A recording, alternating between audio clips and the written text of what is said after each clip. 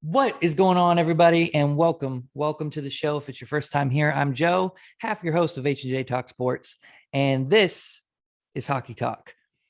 I wanted to talk more hockey with you guys. We haven't done it a lot on the show lately. Harry struggles to talk hockey. He's a new hockey fan. He's a casual hockey fan. So I wanted a place where we could really delve into the Penguins and the NHL in general. So this is kind of like a new little show segment video I'm going to do every week. Probably come out on Fridays. I haven't decided yet. Let me know if you guys like Friday for us to post this. But this week, the Penguins' first game of the season is on Tuesday. So I had to get this out before the game. If you watch this week's show and if you're a fan of our show, I didn't even know the Penguins played Tuesday. I said I was going to put this out Friday. Hockey season completely snuck up on me. I thought we were still a week away. I was way wrong and haven't been paying attention, but here we are. It is hockey season. Holy crap. That offseason went way faster than usual, it feels like the season just ended. But we're back. And if you're tuning in and you're a fan of the show, I'm glad you're here to talk hockey with me. If this is your first time here, hit subscribe, hit the notification bell. If you like Steelers in West Virginia, we also talk about that on our main podcast, so you should go watch that as well. But hey, let's get into hockey season, guys. Welcome. The first thing we want to talk about, obviously, is the way the season ended. The Penguins, they had a great year last year. They finished first in the makeshift COVID division, and then they go 1-out again in the playoffs for the third year in a row. They drop again to the Islanders, and it was tough. I mean, that was a series you felt like we should have won.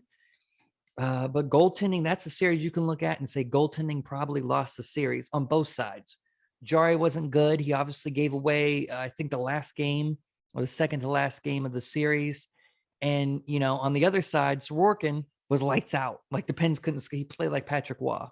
So goaltending on both sides lost that series. Pittsburgh outshot them. They should have won.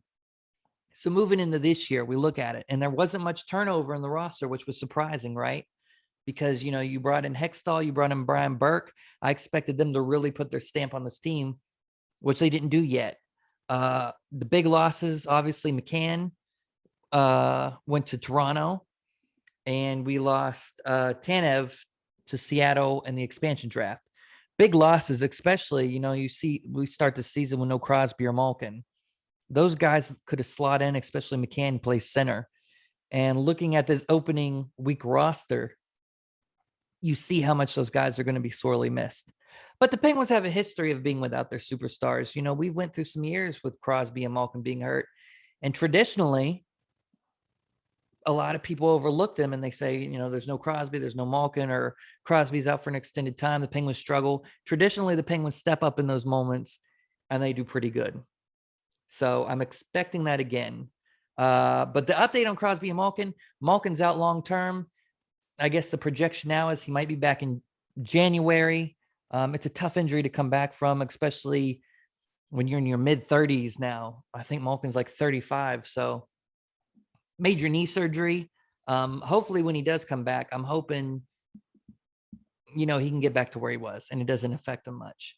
Crosby, seems like he's going to be back sooner than everyone expected. It was a 2-week period first, or I think 6 weeks from the announcement, but some people think he might play tonight in Tampa. I don't think so. I don't think he plays on this road trip, but there's a big homestand coming up. He could play for that. I mentioned it briefly on our show this week on H&J Talk Sports, our Monday's podcast. I would prefer him sit out a week or two. Wrist injury is a tough thing to recover from, especially, again, 34 years old now. He's not 23 anymore. So it's tough. It's already a tough injury for a hockey player, but when you're that age, I would prefer he sit out, give it 2 weeks, make sure you're really healed before you come back, because you don't want to try to get back in too early and then re-injure the wrist and play injured with it all season. It's a long season, 84 games. Give it a week, give it 2 weeks, make sure it's really healed before you come back in, because, it's better to be healthy down the stretch than come back, re-irk it, and then play with it all season. But Crosby should be back sooner than later. Maybe he misses 5 games. Maybe he comes back sooner than that. Hopefully he takes his time. That said, let's look at this roster going into the start of the season. it looks like the way things are shaking out. Top line, Carter, Heinen, and Rust. Heinen, we picked up in the offseason, 26 years old. He's a player that he started pretty good, but he's kind of had some down seasons. He's never hit the 20 goal mark, but he's looked like he could be that player. He's kind of had some injury situations. He hasn't played a full season in a while. So we'll see what we get with him. Obviously, he's one guy. He's impressed. He impressed in camp. He impressed in the preseason. So he'll be playing along with Carter and Rust. Hopefully Jeff Carter can be as good as he was for the Penguins last year.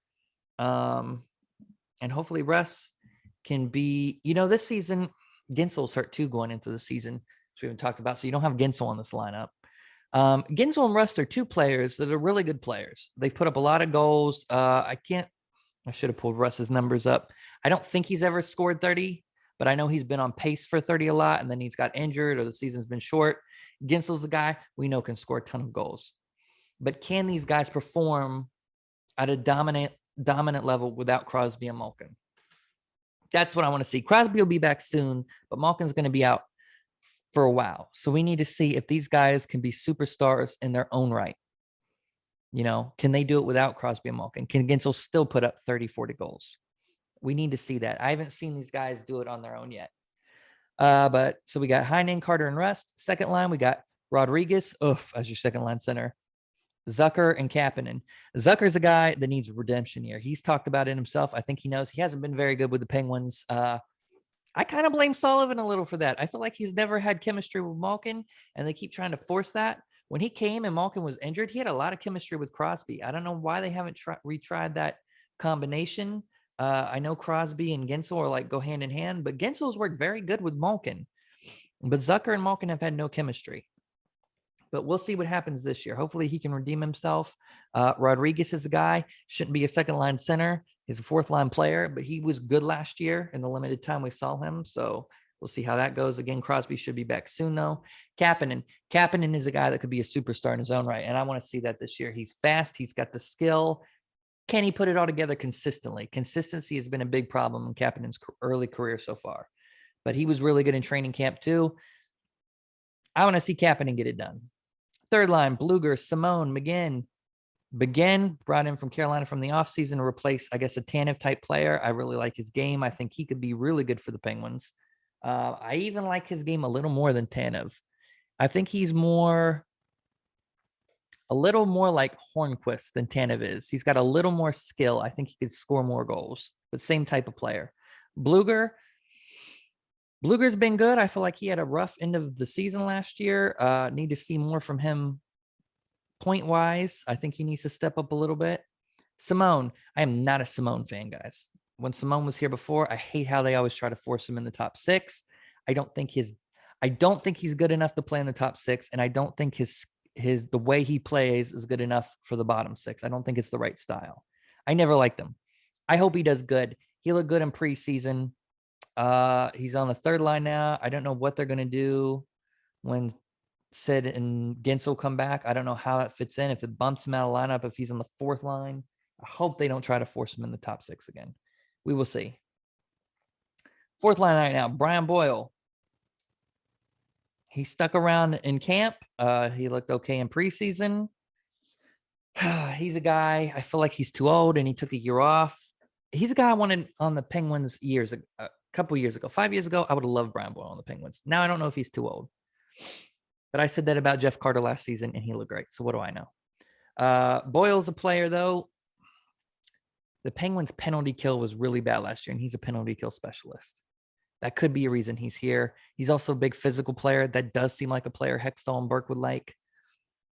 It'll be interesting to see how he fits in when Malkin and Crosby come back. Because then you're going to have Crosby, Malkin, Carter, Bluger. Where does Brian Boyle go? I don't know. I guess so. These first games until Malkin comes back is going to be an extended trial for him to see if you keep him in your lineup on wing.